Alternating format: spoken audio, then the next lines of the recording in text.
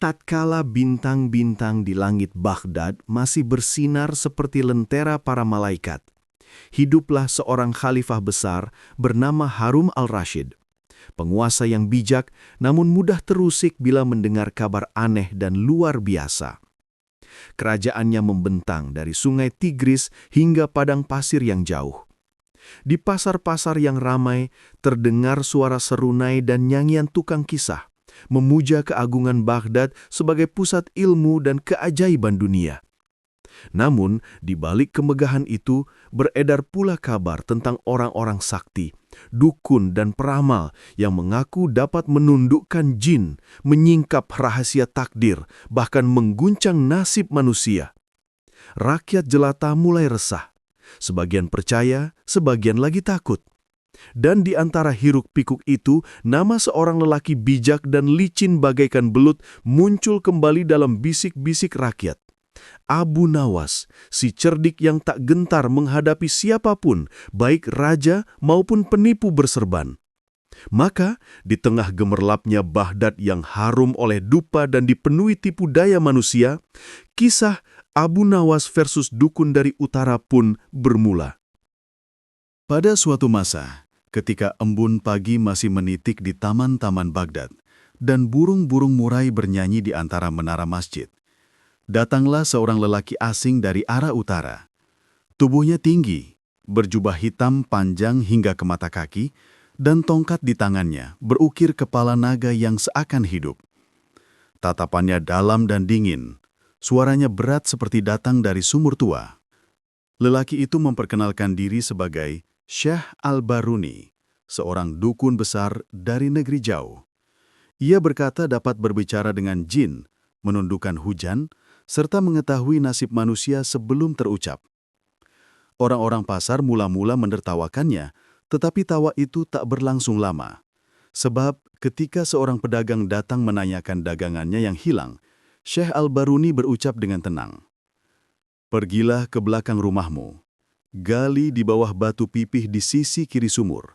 Di sanalah uangmu bersembunyi." Dan benar, ketika si pedagang pulang dan menggali, ditemukannya uang itu di tempat yang disebutkan.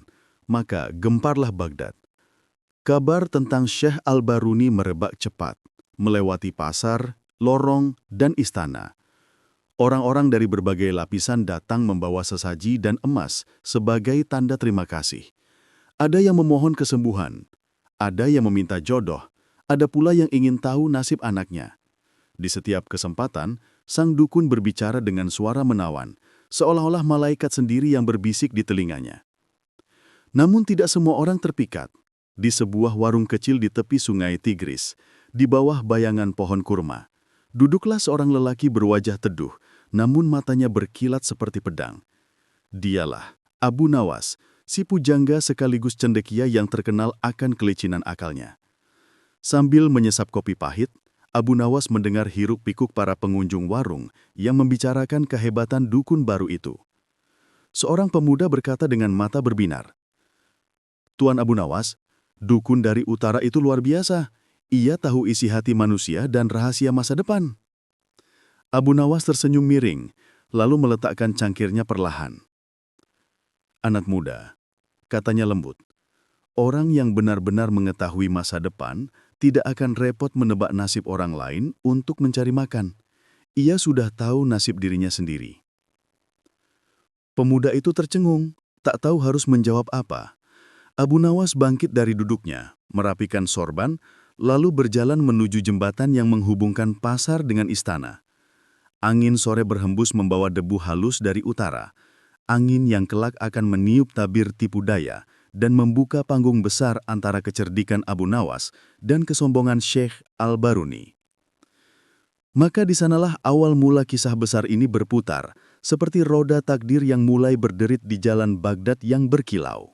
Hari demi hari berlalu, dan nama Syekh Al-Baruni semakin harum di telinga rakyat Baghdad. Setiap ucapan dan isyaratnya disambut dengan takjub, seolah-olah ia membawa kunci surga di ujung lidahnya. Para saudagar memberi hadiah, para wanita menabur bunga di hadapannya. Bahkan sebagian ulama mulai berbisik-bisik, khawatir pengaruhnya mengalahkan kehormatan ilmu sejati. Kabar itu akhirnya sampai ke telinga Khalifah Harun al-Rasyid, penguasa yang termasyhur karena kebijaksanaan dan rasa ingin tahunya yang besar. Pada suatu sore, ketika mentari condong ke barat dan sinarnya menembus jendela istana bagai benang emas, seorang wazir datang menghadap sambil menunduk. "Ampun, tuanku," katanya dengan suara hati-hati. "Telah datang ke negeri ini seorang dukun dari utara. Banyak orang berkata ia mengetahui rahasia masa depan. Bahkan ia berani mengatakan bahwa tahta tuanku akan diguncang dalam waktu dekat."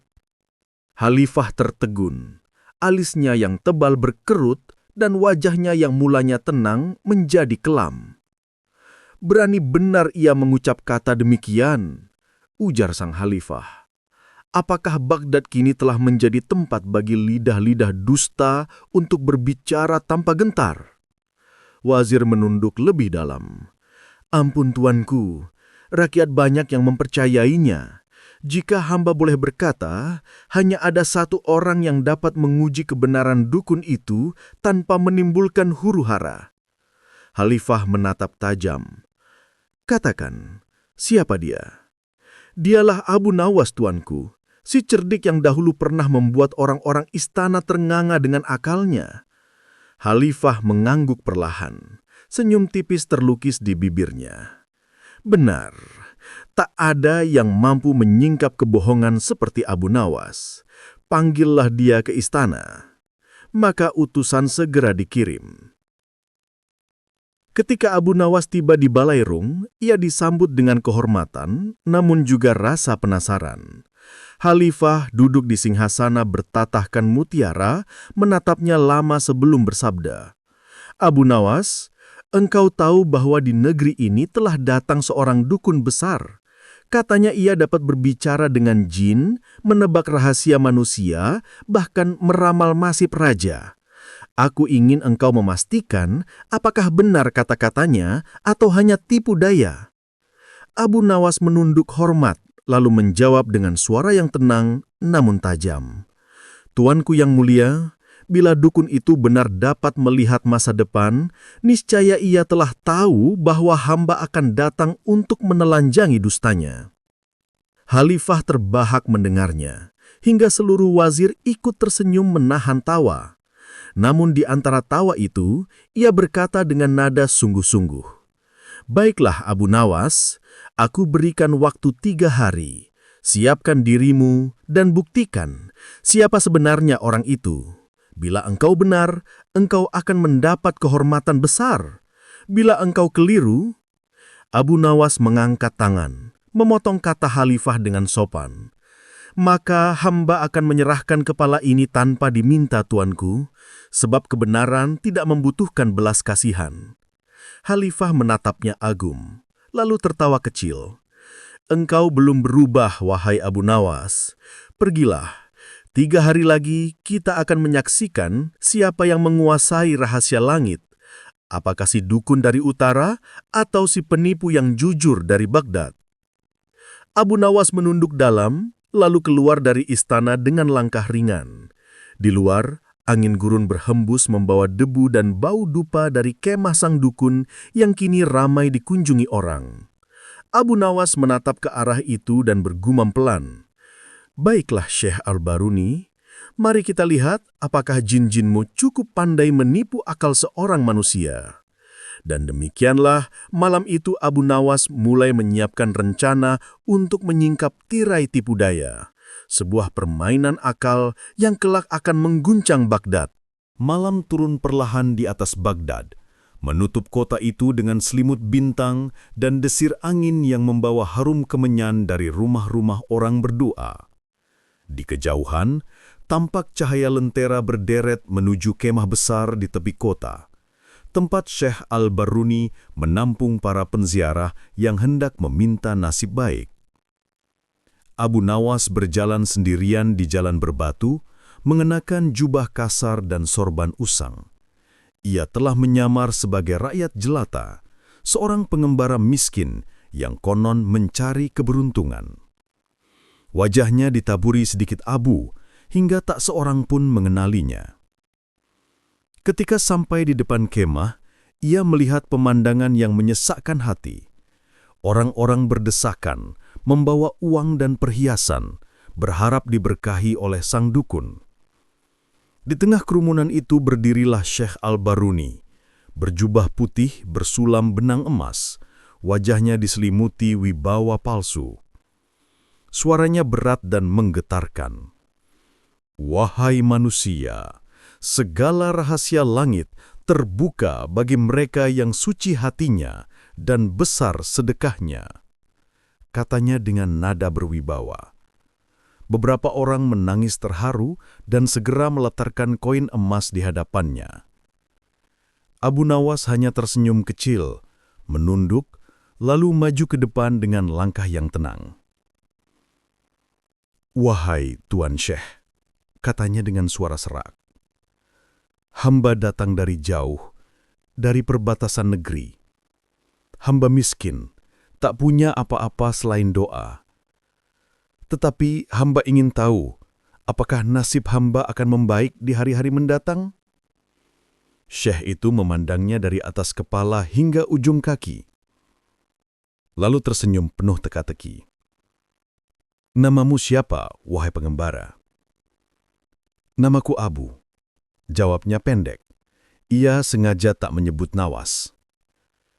Syekh itu memejamkan mata, menggumamkan mantra, dan menggoyangkan tongkat berukir naga. Asap dupa menebal.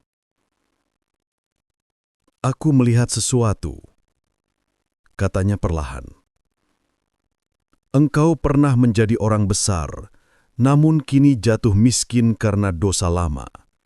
Engkau akan kembali berjaya bila engkau bersujud 7 malam di bawah bulan purnama dan membawa sesaji bagi roh-roh penjaga sungai.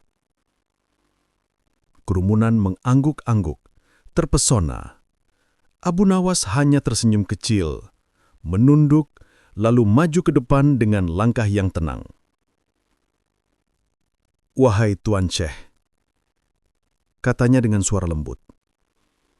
Hamba ingin memastikan bahwa roh-roh itu benar-benar mendengar.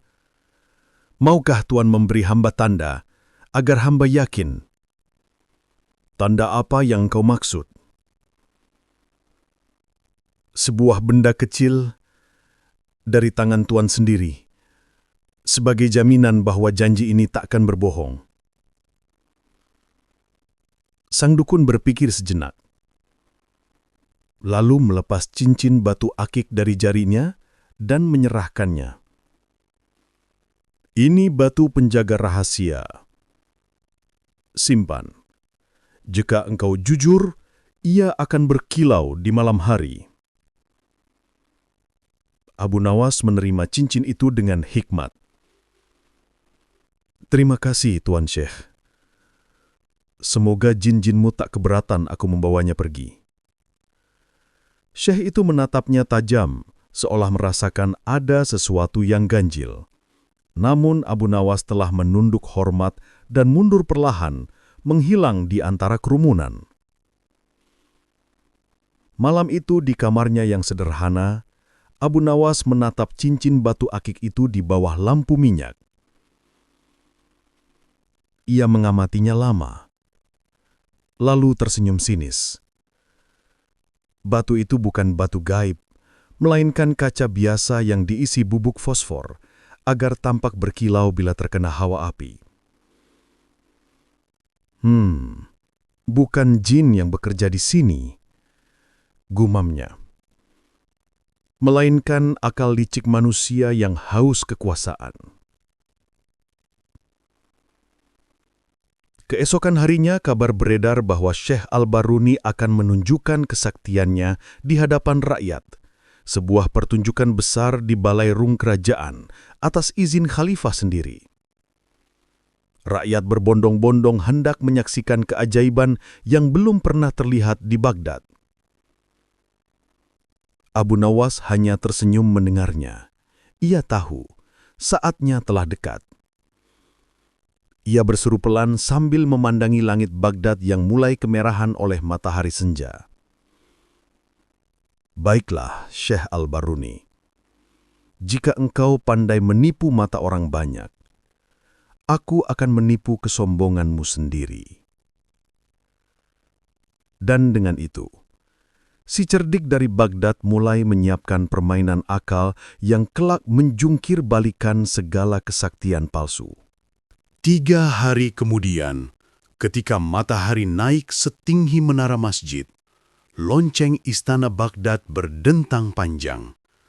Rakyat berbondong-bondong menuju Balairung Agung, sebab hari itu Khalifah Harun al-Rashid hendak menyaksikan ujian besar antara Abu Nawas dan Syekh Al-Baruni. Balairung istana bagai lautan manusia. Para wazir, ulama, pedagang, bahkan pengemis pun memenuhi halaman. Wangi gaharu dibakar, tabir sutra terbentang, dan di tengah singgasana berkilau, Khalifah duduk dengan tenang, memegang tongkat emasnya yang dihiasi batu zamrud. Di sisi kanan berdiri Syekh Al-Baruni, berjubah putih dan bersorban tinggi. Wajahnya berseri penuh percaya diri. Di sisi kiri berdiri Abu Nawas, sederhana dalam pakaian wol lusuh. Sorbannya miring, wajahnya tenang bagai permukaan sungai di waktu fajar. Ketika Khalifah mengangkat tangan, seluruh istana terdiam. Suaranya menggema di bawah kubah yang tinggi. Hari ini, Baghdad hendak melihat kebenaran dengan mata sendiri. Syekh Al-Baruni mengaku mengetahui rahasia gaib dan nasib manusia. Abu Nawas, si cerdik dari Baghdad, berkata bahwa itu dusta. Maka hendaklah keduanya membuktikan kata masing-masing. Siapa yang benar akan kami muliakan. Siapa yang berdusta akan kami singkap di depan rakyat. Syekh Al-Baruni maju selangkah. Dengan suara dalam dan berwibawa, ia berkata, "Tuanku Khalifah yang mulia, izinkan hamba menunjukkan tanda kebesaran ilmu hamba." Ia mengangkat tongkatnya tinggi-tinggi. Asap kemenyan mengepul, dan perlahan dari ujung tongkat itu muncul percikan cahaya. Orang-orang berseru kagum, beberapa wanita menjerit kecil. Tak lama, tampak bayangan seekor ular hitam melingkar di udara, berkilat dan berdesis. "Subhanallah!" seru sebagian rakyat. "Benar-benar sakti dukun dari utara." Namun Abu Nawas hanya menatap tanpa bergeming. Matanya tajam, senyumnya samar. Ketika cahaya itu menghilang, ia menunduk hormat kepada Khalifah dan berkata, "Tuanku yang bijaksana, izinkan hamba kini menguji sang syekh dengan cara sederhana, agar rakyat pun dapat menilai." Khalifah mengangguk. "Baiklah, lakukanlah." Abu Nawas lalu berjalan ke tengah ruangan, mengambil sapu tangan dari pinggangnya dan menggenggamnya erat. Ia menatap Syekh Al-Baruni dengan pandangan yang sulit ditebak. "Wahai Syekh yang konon mengetahui rahasia langit dan bumi, katakanlah kepada kami semua, apakah benda yang kini tersembunyi di dalam genggaman tanganku ini?" Sang dukun tersenyum tipis. "Hanya itu pertanyaannya?" "Ya," jawab Abu Nawas tenang. "Hanya itu." Syekh Al-Baruni memejamkan mata, menggoyangkan tongkatnya dan bergumam panjang dalam bahasa yang tak dimengerti siapapun. Ia lalu membuka mata dan berkata mantap, "Yang kau genggam itu seekor burung pipit." Rakyat bersorak kagum. Sebagian bertepuk tangan, sebab suara kecil burung memang sempat didengar dari arah Abu Nawas. Khalifah pun menatap dengan mata terbelalak menunggu kebenarannya. Namun, Abu Nawas tersenyum dan berkata dengan nada pelan namun menggema ke seluruh ruangan, "Sungguh hebat tebakan Tuan Syekh, Tetapi mari kita lihat apakah ia benar atau sekadar pandai meniru kebetulan. Perlahan ia membuka genggamannya, semua mata menatap, dan ternyata di dalam tangannya tidak ada apa-apa selain bulu kecil yang berterbangan. Rakyat terkejut. Khalifah mencondongkan tubuh ke depan. Abu Nawas memandang sang dukun sambil berkata, "Tuan Syekh, jika engkau sungguh tahu rahasia gaib, engkau tentu tahu bahwa seekor burung pipit benar pernah ada di tanganku. Namun terbang lepas sebelum engkau sempat menjawab. Bukankah seharusnya ilmu gaibmu melihat yang telah, sedang, dan akan terjadi?" Syekh Al-Baruni pucat. Ia tergagap. Tentu saja burung itu terbang karena sihirmu." Abu Nawas tertawa halus. Jadi sekarang akulah penyihir. Padahal engkau tadi mengaku penguasa jin. Apakah jinmu tak sempat menahan seekor burung kecil?" Tawa rakyat pun meledak. Para wazir menunduk menahan geli, sementara khalifah menepuk tongkatnya ke lantai, menahan senyum.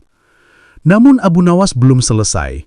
Ia menunduk hormat kepada khalifah dan berkata, "Tuanku, izinkan hamba melanjutkan ujian ini esok hari. Hamba ingin menunjukkan bahwa ilmu Syekh Al-Baruni tidak hanya lemah, tetapi juga berbahaya bila dibiarkan menipu rakyat." Khalifah mengangguk, masih menahan tawa. "Baiklah Abu Nawas, esok balairung ini akan kembali menjadi saksi." Syekh Al-Baruni keluar dari istana dengan wajah merah padam.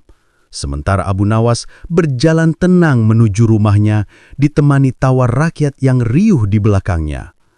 Di bawah langit malam Baghdad, ia menatap bintang-bintang sambil bergumam, "Tipu daya hanya hidup di bawah cahaya yang redup. Bila terang tiba, lenyaplah segala bayangannya." Dan malam itu, Abu Nawas mulai menyusun rencana terakhir untuk menyingkap rahasia gelap sang dukun di hadapan seluruh negeri. Keesokan paginya, ketika matahari baru saja menyingkap kabut dari menara Baghdad, seluruh kota telah bergolak oleh satu kabar. Abu Nawas akan kembali menantang dukun dari utara di hadapan khalifah. Rakyat dari segala penjuru berduyun-duyun menuju istana. Ada yang datang dengan rasa ingin tahu, ada pula yang membawa harapan agar kebenaran ditegakkan. Sementara itu, di kediaman sederhananya yang dikelilingi kebun delima, Abu Nawas duduk bersila di bawah pohon. Di hadapannya, seekor anak burung kecil meringkuk di dalam wadah kain. Matanya masih sayu, paruhnya gemetar. Abu Nawas menatapnya dengan senyum samar. "Wahai makhluk kecil," bisiknya lembut, "hari ini nasibmu akan menjadi penentu nasib seorang penipu besar." Tak lama kemudian, ia memanggil pelayannya yang paling setia. "Dengarlah baik-baik," kata Abu Nawas. "Nanti, sebelum aku tampil di hadapan khalifah, engkau berikan padaku sesuatu yang tergenggam rapat. Namun jangan katakan apa isinya, bahkan kepada diriku. Aku tak ingin tahu apa yang kau masukkan ke tanganku." Sang pelayan itu menatap bingung. "Tapi Tuan, bagaimana jika..." "Tak usah bertanya, lakukan saja. Ingat, rahasia ini hanya antara tanganmu dan takdir." Sang pelayan itu pun mengangguk, lalu pergi membawa wadah kain kecil berisi sesuatu yang tak diketahui Abu Nawas sendiri. Menjelang tengah hari, balairung kerajaan kembali penuh sesak. Khalifah Harun al-Rashid duduk di singgasananya, sementara Syekh Al-Baruni berdiri tegak di satu sisi, berwajah segang namun berusaha tersenyum. Abu Nawas datang dengan langkah ringan seperti orang yang hendak bermain catur, bukan bertarung ilmu. Khalifah berkata, "Abu Nawas, kemarin engkau telah mempermalukan Syekh dengan tipu muslihatmu. Hari ini kami ingin melihat kebenaran terakhir. Jika engkau berhasil membuktikan dustanya, maka Baghdad akan terlepas dari fitnah." Abu Nawas menunduk. "Daulat tuanku." Ia menoleh kepada Syekh Al-Baruni dan berkata, "Wahai Syekh, Konon engkau dapat mengetahui rahasia yang tersembunyi di balik hijab dunia. Maka hari ini hamba hendak menguji apakah benar pandanganmu tembus hingga ke dalam hati benda-benda. Syekh itu mengangkat dagu. Katakan ujianmu, wahai Abu Nawas.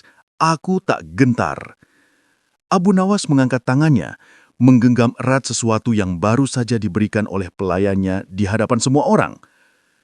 Katakanlah, wahai Syekh, apakah yang kini tersembunyi di dalam genggaman tanganku ini? Suasana balairung hening, bahkan burung merpati di kubah istana pun seolah berhenti berkepak. Syekh Al-Baruni menutup mata, menggumamkan doa dan mantra. Wajahnya berubah-ubah, seolah ia sedang berperang dengan pikirannya sendiri. Lalu dengan nada mantap, ia berkata, "Yang ada di tanganmu itu adalah seekor anak burung hidup." Sorak kagum terdengar di antara rakyat. Abu Nawas tersenyum samar, lalu menjawab pelan, "Sungguh hebat ilmu Tuan, namun masih ada satu pertanyaan lagi. Apakah anak burung ini hidup atau mati di tanganku?" Dukun itu menyeringai, "Tentu hidup. Aku melihat nafasnya dengan mata batinku." Abu Nawas menatapnya lama, lalu berkata lembut, namun menusuk, "Tuan Syekh, kini engkau terjebak oleh lidahmu sendiri." Perlahan, ia membuka tangannya, dan ternyata di dalamnya tak ada seekor burung pun. Hanya bulu halus berterbangan di udara, melayang bagai debu keemasan di bawah cahaya matahari. Terdengar gemuruh tawa dan seru kagum dari rakyat. Khalifah menegakkan tubuhnya, matanya berkilat penuh penasaran. Abu Nawas berkata, "Tuan Syekh, sebelum engkau datang ke balairung ini, aku memerintahkan seorang pelayan memasukkan sesuatu ke tanganku tanpa sepengetahuanku. Maka aku sendiri tak tahu apakah di tanganku tadi seekor burung hidup, mati, atau bahkan tiada sama sekali. Jika engkau sungguh tahu rahasia gaib, mestinya engkau dapat menyingkap apa yang bahkan diriku sendiri tak tahu." Rakyat pun bersorak, tepuk tangan menggema. Syekh Al-Baruni tampak gemetar. Wajahnya merah padam seperti bara. Khalifah menatap Abu Nawas dan tersenyum lebar. "Sungguh, engkau bukan hanya pandai bermain kata, wahai Abu Nawas. Engkau menyingkap dusta dengan akal yang lebih tajam daripada pedang." Namun, Abu Nawas menunduk rendah, lalu berkata, "Tuanku, hamba hanya ingin menunjukkan bahwa pengetahuan tanpa kebijaksanaan hanyalah kesombongan bersorban. Dan kesombongan sekuat apapun pasti tumbang di hadapan kebenaran yang sederhana." Khalifah menepuk tongkatnya 3 kali, tanda bahwa keputusan telah diambil. "Besok pagi, Syekh Al-Baruni akan kami uji untuk terakhir kali. Jika terbukti dusta, ia akan meninggalkan Baghdad selama-lamanya. Rakyat harus tahu siapa yang benar dan siapa yang mempermainkan iman." Dan malam itu, di bawah langit Baghdad yang dipenuhi bintang, Abu Nawas duduk di serambi rumahnya, memandangi sungai Tigris yang berkilau. Ia tersenyum pelan sambil berbisik kepada dirinya sendiri. Bukan jin, bukan sihir, hanya akal dan sabar. 2 hal yang tak pernah bisa dikalahkan oleh kebohongan. Angin malam bertiup lembut, dan di kejauhan, kemah sang dukun tampak gelap. Pertanda badai malu telah mulai menyapanya. Pagi itu, langit Baghdad tampak murung. Awan kelabu menggantung rendah, seolah turut menanti kebenaran yang akan terungkap. Di halaman istana, rakyat telah berkumpul lebih banyak daripada hari sebelumnya. Mereka ingin menyaksikan babak terakhir dari pertarungan akal antara Abu Nawas dan Syekh Al-Baruni. Khalifah Harun Al-Rashid duduk di singgasananya, kali ini dengan wajah tegas dan mata penuh selidik. "Hari ini," sabda beliau, "kita akan mendengar pengakuan terakhir. Jika sang dukun memang membawa kebenaran, biarlah ia menegakkan mukjizatnya di hadapan rakyat. Jika tidak, maka Baghdad akan membersihkan dirinya dari dusta. Syekh Al-Baruni melangkah maju.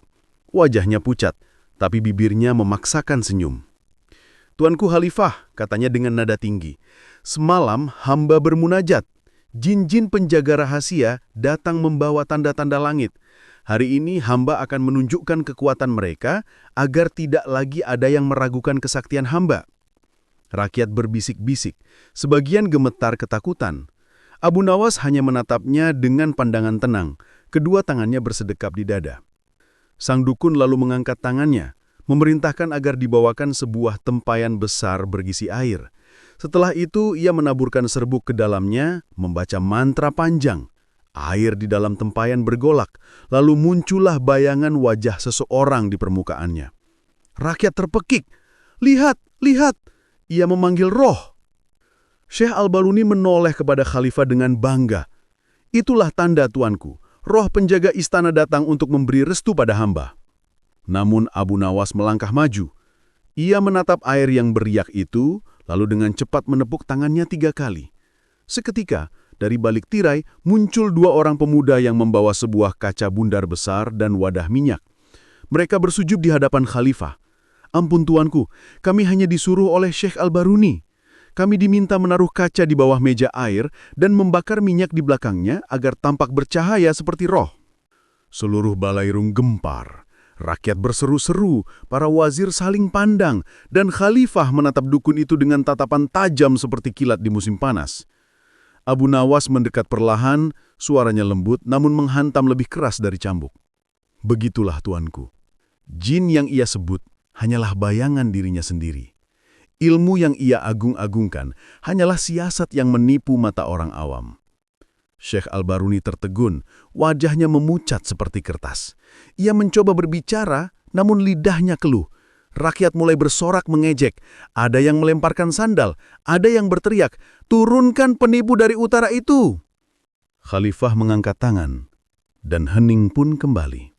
"Syekh Al-Baruni," ujar beliau dengan suara berat, "engkau bukan pembawa ilmu, melainkan pembawa dusta. Engkau mengadu domba rakyat dengan tahayul dan kebohongan. Maka hari ini engkau akan meninggalkan Baghdad dan tak seorang pun di negeri ini akan mempercayai lidahmu lagi." Dukun itu bersujud di tanah, memohon ampun, tapi keputusan telah jatuh.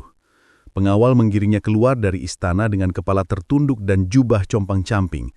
Rakyat bersorak gembira menyerukan nama Abu Nawas. Tapi si cerdik itu hanya tersenyum tipis dan menunduk hormat kepada khalifah. "Tuanku," katanya perlahan, "rakyat bersorak bukan karena mereka mengerti kebenaran, melainkan karena mereka senang melihat kebohongan jatuh. Tapi esok, bila datang kebohongan baru yang lebih manis dari yang lama, mereka akan bersorak lagi. Maka jangan biarkan mereka lapar akan tahayul." Khalifah menghela napas panjang. "Kata-katamu seperti pedang yang memotong dalam diam, wahai Abu Nawas. Aku kagum sekaligus gentar." Abu Nawas bersenyum dan menjawab, "Tuanku, jangan gentar kepada hamba, tapi kepada kebodohan yang senang memakai jubah kebajikan." Balairung terdiam, angin yang masuk dari jendela membawa bau bunga delima yang sedang mekar. Di luar, matahari Baghdad mulai condong ke barat, seolah dunia sendiri menunduk memberi hormat kepada si cerdik yang menyingkap kebohongan dengan akal dan sabar. Sepekan telah berlalu semenjak Syekh Al-Baruni diusir dari Baghdad. Rakyat kembali hidup tentram. Pasar bergema oleh suara dagang dan tawa anak-anak. Namun di antara riuh itu, ada pula bisik-bisik yang tak henti memperbincangkan nama Abu Nawas. Ada yang menyebutnya orang bijak, ada pula yang bilang ia hanya penggoda takdir yang beruntung. Sementara itu, di taman belakang istana, Abu Nawas duduk di tepi kolam bersama Khalifah Harun al-Rashid. Angin sore berhembus lembut, menggoyangkan permukaan air yang jernih. Di sekitarnya, bunga delima bermekaran, menebar warna merah seperti bara kecil yang tak menyakiti. Khalifah menatap sahabatnya itu sambil berkata, "Wahai Abu Nawas, sungguh engkau telah menyelamatkan negeri ini dari tipu daya orang berilmu palsu. Namun katakanlah kepadaku, bagaimana engkau bisa setenang itu di hadapan fitnah dan kebohongan yang nyaris membuat rakyat sujud kepadanya?" Abu Nawas tersenyum, mengambil sehelai daun yang jatuh lalu melemparkannya ke air. "Tuanku," katanya pelan, "fitnah itu seperti daun kering di sungai. Ia tampak mengapung tinggi, padahal hanyut ke arah yang tak pasti. Hamba hanya menunggu waktu air membawanya pergi." Khalifah termenung. "Dan engkau tidak takut kalau rakyat berpaling padanya?" "Takut," jawab Abu Nawas sambil tertawa kecil. "Tidak, tuanku. Sebab kebohongan selalu punya umur pendek. Dan kebenaran, walau lemah, memiliki akar yang tak bisa dicabut oleh mantra manapun." Khalifah mengangguk-angguk, wajahnya teduh. "Namun aku heran, Abu Nawas. Mengapa engkau tidak mengaku pandai, padahal jelas engkau lebih cerdik dari siapapun di Baghdad?" Abu Nawas menatap jauh ke arah menara kota yang mulai diselimuti senja. "Karena orang pandai yang mengaku pandai sudah kehilangan separuh kebijaksanaannya, tuanku. Dan orang yang mengaku suci telah menghapus setengah kesuciannya. Hamba cukup menjadi orang yang belajar dari kebodohan sendiri." Khalifah tersenyum panjang. "Andai setiap orang di Baghdad berpikir seperti engkau, niscaya para dukun, peramal, dan penjual mukjizat takkan punya ladang lagi." "Mereka tetap akan ada, tuanku," balas Abu Nawas lirih. "Selama masih ada manusia yang ingin mendengar kebohongan indah daripada kebenaran yang pahit." Angin sore makin lembut, membawa aroma bunga jeruk. Dari kejauhan, terdengar azan maghrib berkumandang menggema di antara menara-menara kota. Abu Nawas bangkit, merapikan sorbannya. "Tuanku," katanya sebelum berpamitan, "biarlah rakyat belajar dari kejadian ini. Sebab tak semua yang membawa kitab adalah orang alim. Dan tak semua yang membawa tongkat adalah penuntun jalan. Kadang yang paling bijak datang dari orang yang tampak gila." Khalifah tersenyum dalam-dalam. "Pergilah Abu Nawas. Engkau bebas seperti angin. Dan angin tak pernah bisa dikurun oleh istana." Abu Nawas membungkuk hormat, lalu berjalan menyusuri taman yang diterangi cahaya merah senja. Seekor burung kecil melintas di atas kepalanya. Entah burung yang dulu ia jadikan alat tipu daya, atau hanya lambang nasib yang terbang bebas setelah kebenaran menang. Dan malam pun turun perlahan atas Baghdad, membawa ketenangan baru. Kebohongan telah diusir, kesombongan ditelanjangi, dan rakyat belajar bahwa kecerdikan bukan untuk memperdaya, melainkan untuk menjaga akal tetap hidup. Di sudut kota, di bawah lampu minyak yang temaram, terdengar tawa kecil Abu Nawas. Tawa seorang yang tahu bahwa kadang kemenangan terbesar bukan mengalahkan musuh, melainkan menertawakan kebodohan dunia dengan hati yang ringan.